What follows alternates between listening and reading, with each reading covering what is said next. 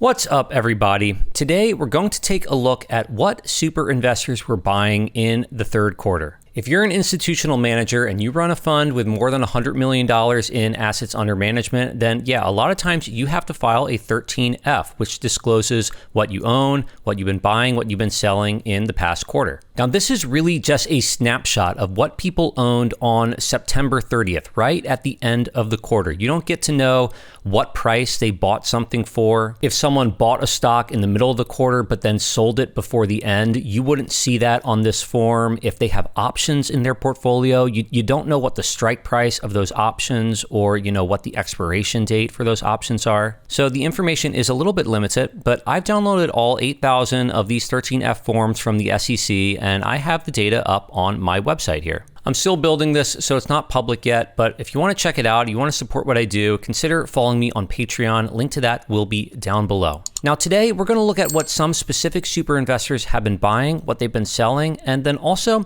I have some data looking at all 8,000 of these returns and seeing what are the most owned stocks, what were the most bought stocks, just some data that I found interesting. So let's get into it. Now let's start just looking at some super investors that I featured here, and we have to start with Warren Buffett because his big buy in the quarter was Google. Now Google is a holding of mine. We've talked about it on the channel recently. I have trimmed this position, so while I like the company, I'm not really sure how undervalued it is at $300-ish a share. Now, moving on, Michael Burry, we've actually already talked about his holdings a little bit recently on the channel. He's bought a bunch of options, most notably puts on Palantir and Nvidia. We don't know the market value of these options, so maybe I should exclude the value here in terms of the weight of his total portfolio. Maybe that would be more representative, but as far as his actual stock holdings, biggest holding, Molina Healthcare, a company we own, talked about a number of times on the channel, doubled his position in Lululemon. Lululemon is a small position for me. This is under 1% of my portfolio, but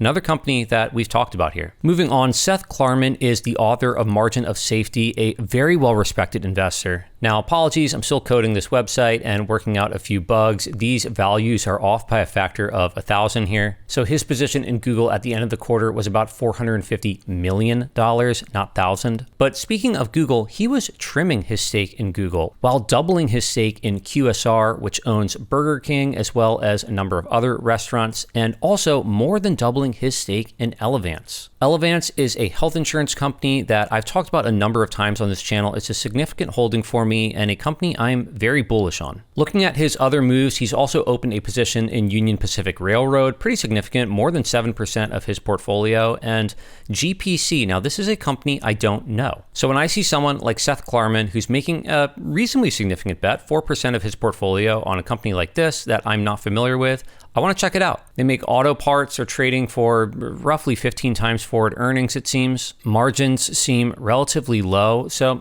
I don't know what his thesis is here. I'm not sure exactly what he sees. Revenue growth over time has been decent, not explosive, but looks steady. This is maybe a company I would want to look more at. First glance at the numbers don't seem so intriguing to me, but clearly there's something here that he likes. Now moving on to David Tepper. David Tepper earlier this year was pretty much pounding the table for all the Chinese tech stocks. Alibaba still the largest holding in his portfolio, and this quarter his second largest buy was KWeb, which this is an ETF that essentially owns the Chinese tech companies. It also looks like he was buying Baidu in this quarter. So pretty bullish on the space still, it seems. Largest buy in the quarter was Whirlpool. I looked at this company a while ago, but haven't checked them out for quite some time. It seems Whirlpool is down a ton over the past couple years. This looks like a drop of about 70%. Meanwhile, the free cash flow yield is quite good, and they return a lot of money to shareholders, it seems.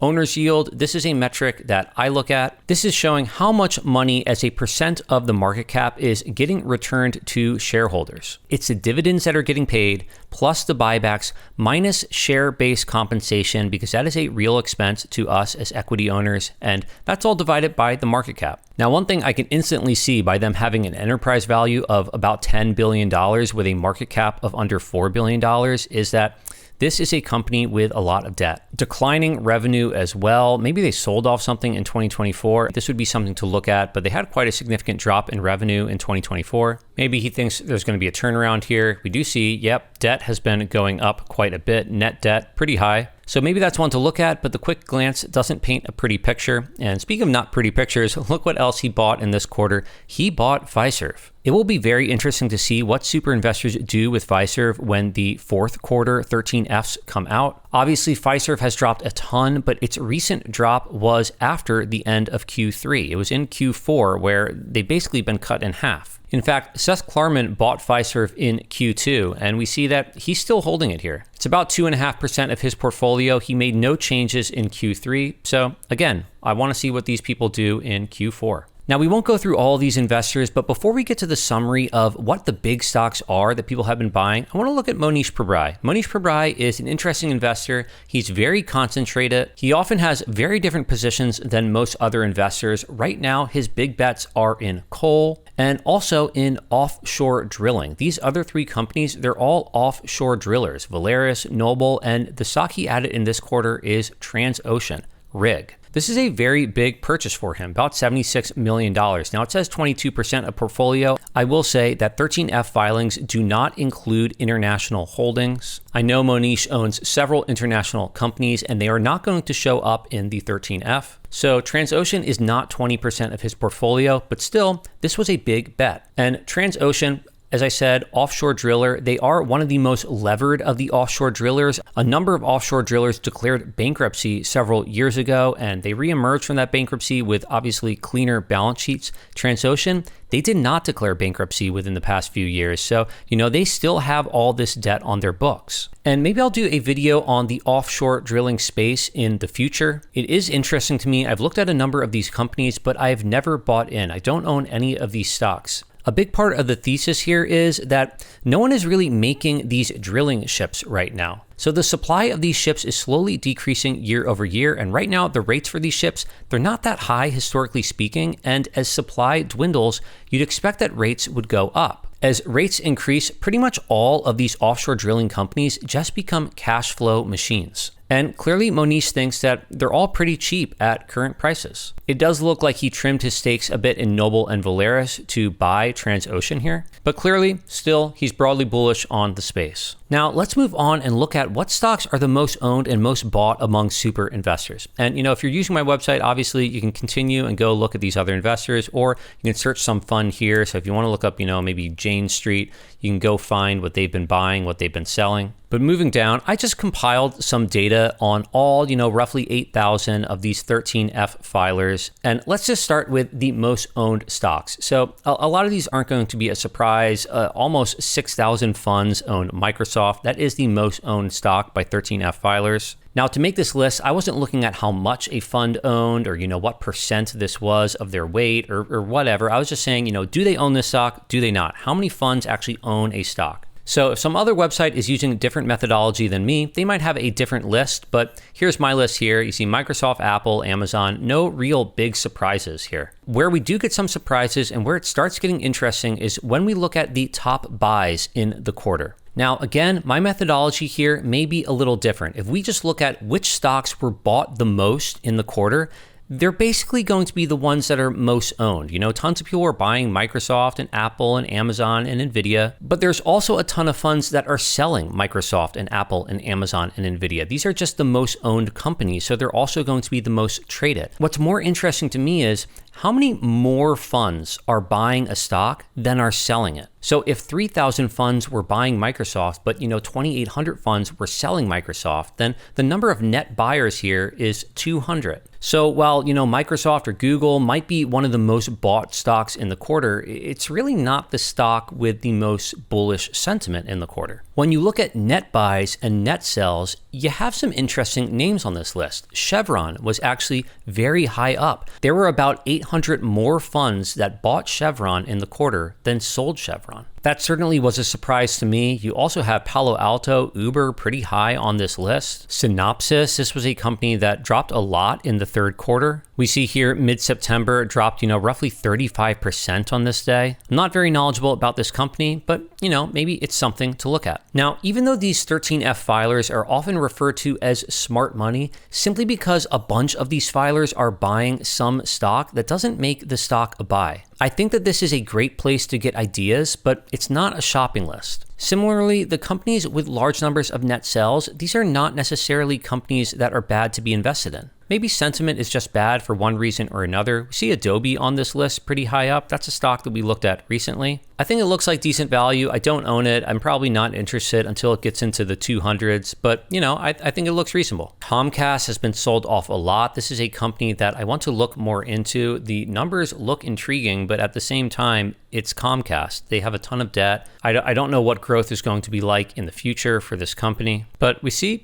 operating income pretty decent. Operating margins relatively stable, down a little bit over time. Maybe this is something to look at. It was a bit surprising to me that the most net sold stock in the quarter was Apple, with about 400 funds more selling this company than buying, because the price of Apple is actually up. A lot of companies with big net sells have the stock expectedly going down. Now, what I'm not looking at is what percent was sold. If a fund owned only, 100 shares of Apple and they sold, that counts as a sell in my book. So the absolute value of shares sold by 13F filers, that could be something that I maybe add here and look into in the future. Something I did add was, what percent of the company is owned by 13F filers, and how has that changed in the last quarter? So here we're looking for stocks that had really big buys. And I might think of a better way of sorting this data in the future, because you are going to have some things that distort the data. For example, BG, they merged with Viterra in the quarter. Viterra is owned partially by Glencore. So we see now in this quarter, it looks like Glencore has bought a ton of BG, but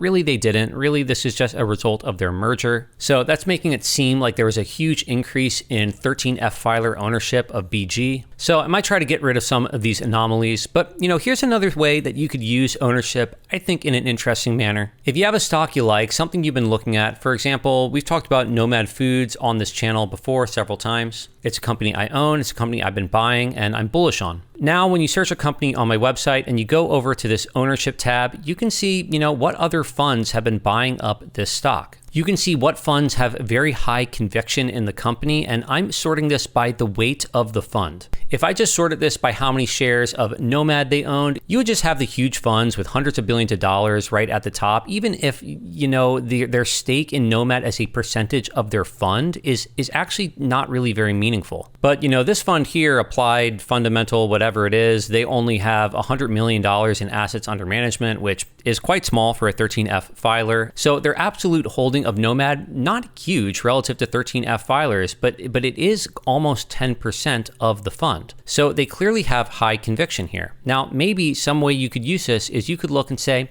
okay, I like Nomad. So if there's a fund that sees value the way that I see it, like this Atlantic Investments, they've been buying a lot in the past quarter. This was the fund with the largest increase in their fund weight to Nomad in the quarter. So, if I think that they might see value similarly to me, I'll take a look and I'll say, okay, Atlantic Investment. What else do they own? What else do they like? They also bought a lot of this company GPK in the quarter. I don't know this stock. Graphic Packaging Holding Company provides fiber-based packaging solutions to food, beverage, food service, and other consumer product companies. So sounds like a boring business. They manufacture packaging material. It sounds like they make bottles and cans for companies. They're trading for a relatively cheap multiple of forward earnings, but the stock has been cut in half or so, it looks like, over a year. 10% operating margins. This would definitely be a company to look at and try to see, what's going on.